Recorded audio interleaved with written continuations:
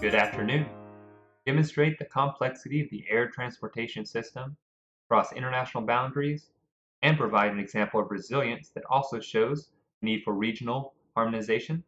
We're going to discuss the Operation Yellow Ribbon, which was conducted on September 11th, 2001.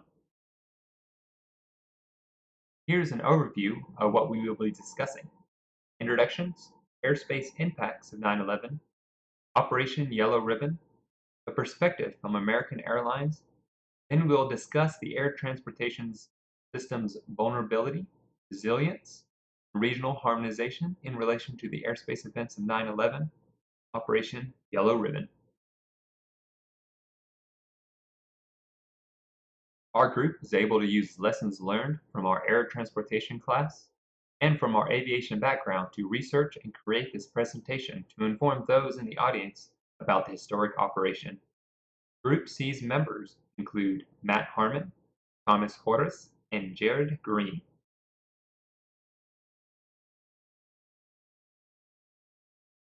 September 11th, 2001. At 8:45 a.m., an American Airlines Boeing 767 was overrun by terrorists and crashed into the North Tower of the World Trade Center in New York City. At 9:03 a.m., second Boeing 767 operated by United Airlines crashed into the South Tower. At 9:25 a.m., before it was known that the terrorist attacks of 9/11 were far from over, the FAA initiates the first ever grounding of the entire United States airspace.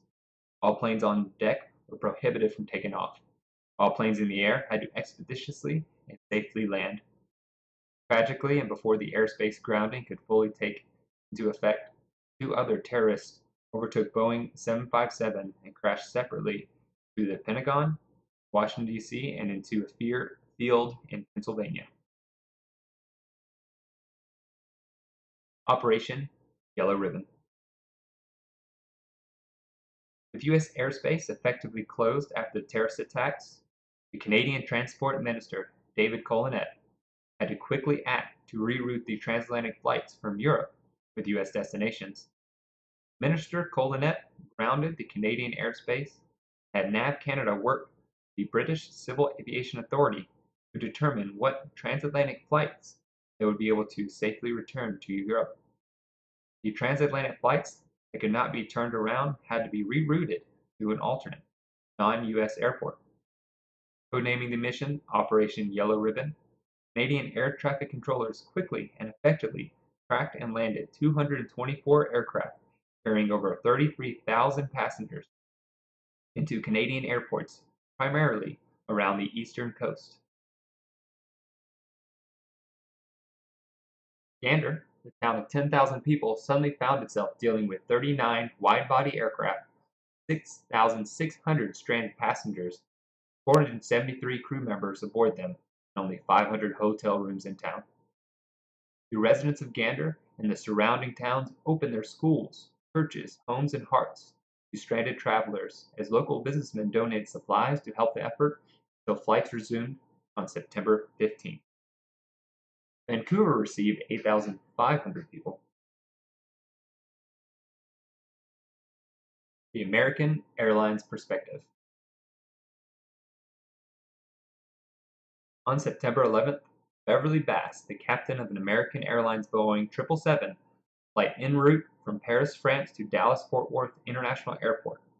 Late in the morning, Bass and her flight crew were informed that two planes crashed at the World Trade Center in an act of terrorism, and the United States airspace was closed. As their aircraft approaches the Canadian mainland, Bass began to search for an alternate landing site. Without warning, Canadian air traffic controllers come on the radio and direct the American Airlines flight for immediate routing to Gander International Airport, Newfoundland. As alternate airports are typically chosen by the pilots, Bass is initially surprised but immediately complies due to the extreme circumstances. Without readily access to internet and before the age of smartphones, Bass had many questions about what actually happened in New York that led to her emergency descent into a small Canadian town. Putting a full trust into the strange commands from the Canadian ATC, Bass safely lands her Boeing 777 at the small airport. Her American Airlines flight became the 36th of 38 major airlines in the small town of 10,000 people.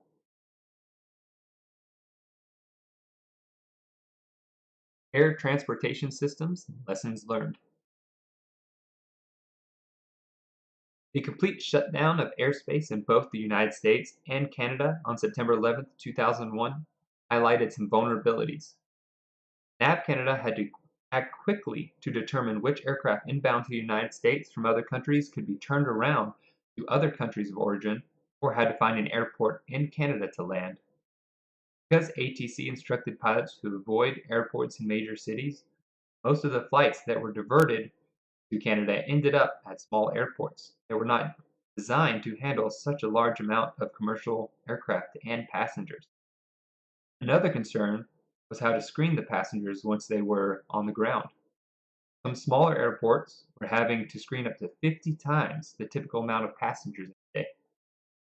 Security officials had to work non-stop for multiple days processing passengers, aircrew, searching aircraft, and checking luggage. Operation Yellow Ribbon was a great example of regional harmonization.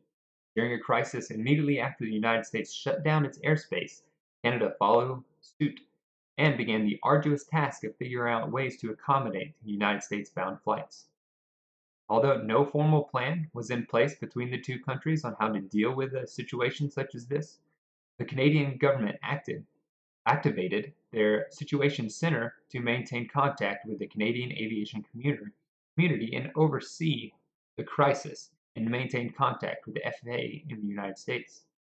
The redirection and accommodation of the 224 flights would not have been able to happen as easily if not for the harmonious working relationship between the United States and Canada.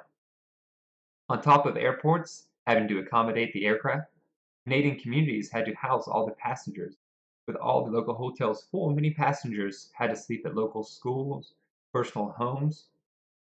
The U.S. Secretary of Transportation stated, "We owe our Canadian neighbors a debt of gratitude for helping us as we redirected flights and their passengers to airports in Canada."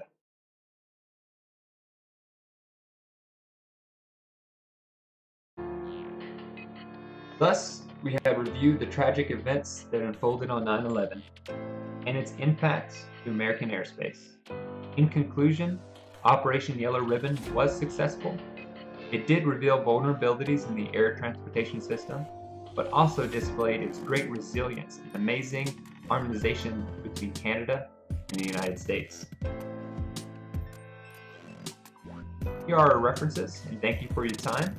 And I will leave you with the introduction passage written by President Obama to the Prime Minister Harper on the 10th anniversary of September 11th.